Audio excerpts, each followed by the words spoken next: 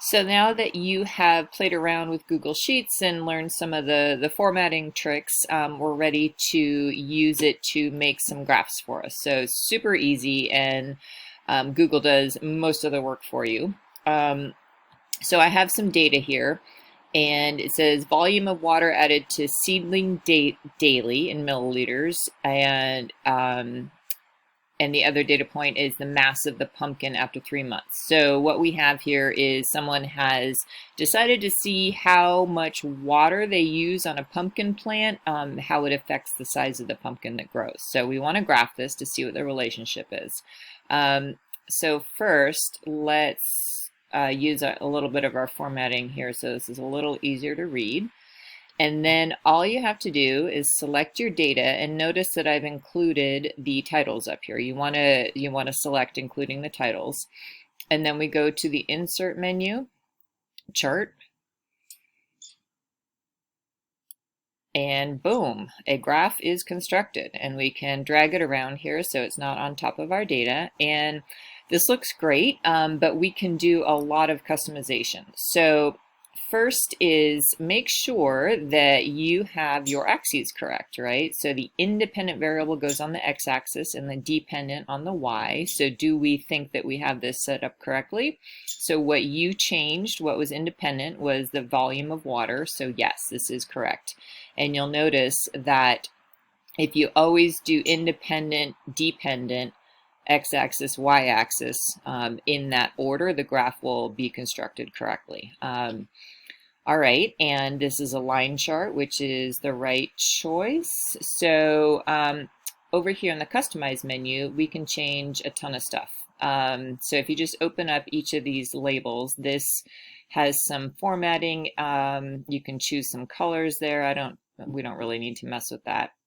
Chart axis and titles. So you can choose what you want to work on, and I want to change the title of this graph. So you can type in this box, or you can actually just select the title over here as well.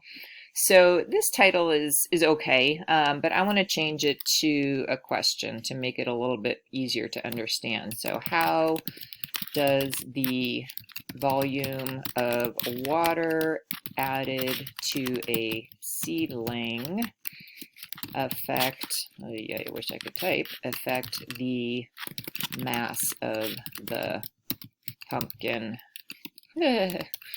grown, question mark. So I don't know, I just like that title a little bit better. I feel like it's a little bit more descriptive and easier to see what's going on. And I'm gonna format it to center it so it looks a little better. And you can do all sorts of formatting here. The series tab is about how the data looks. So we can change color, and notice that point size says none, and we just have a line here without the actual data points. And I want to actually see where the data points are. So I'm going to add size to the data points, and now we can see them. And if you choose, you can change the what the actual points look like, etc. All right, we don't need a legend because we only have one set of data here. And now we get into the axes. Again, some formatting options. But what I want to get down to is grid lines and ticks. So grid lines are these gray lines that show up on the chart, and ticks show up on the axes. So I notice that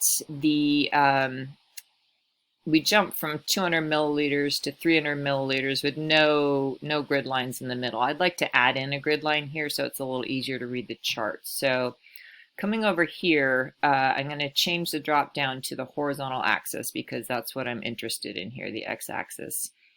And I want to, right now we have these are the major grid lines, that's what they call them, but I want some in between ones. So I want to turn on the minor grid lines.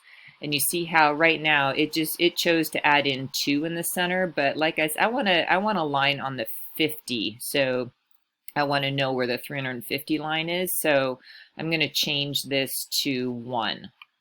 So now I have the minor grid line showing us the halfway point. So you can keep on customizing and make this look exactly how you like, but this looks good the way it is. So let's do one more together here, and I'm going to click to the second data set I have set up. So it is rainfall amounts on different dates. So again, well, we can format this if we need to make it a little easier to look at. Select the data, including the titles, insert chart. And boom, it made a chart for us. But right away, I am not happy with the type of chart it shows. I think this needs a bar chart. So we need to change the chart type. And right at the top over here, you can click on it, and there's all sorts of options. It gets kind of fancy down there, but usually right up here in the suggested types is going to be an appropriate choice. So here is a bar chart. They call it a column chart. And that is much more what I think is appropriate for this set of data. So don't let the computer do all of the thinking for you. You have to be the one driving what's going on. The computer is just a tool. And we have all of the same customized options over here. You can start changing whatever you like. And in terms of, you can actually do things in more than one way usually. You can actually select quite a bit over here and make changes. You see how when I clicked on this axis, it actually brought up this tab over here. So there's always multiple ways to get at your tools. Okay, that looks good. So have some fun making some graphs.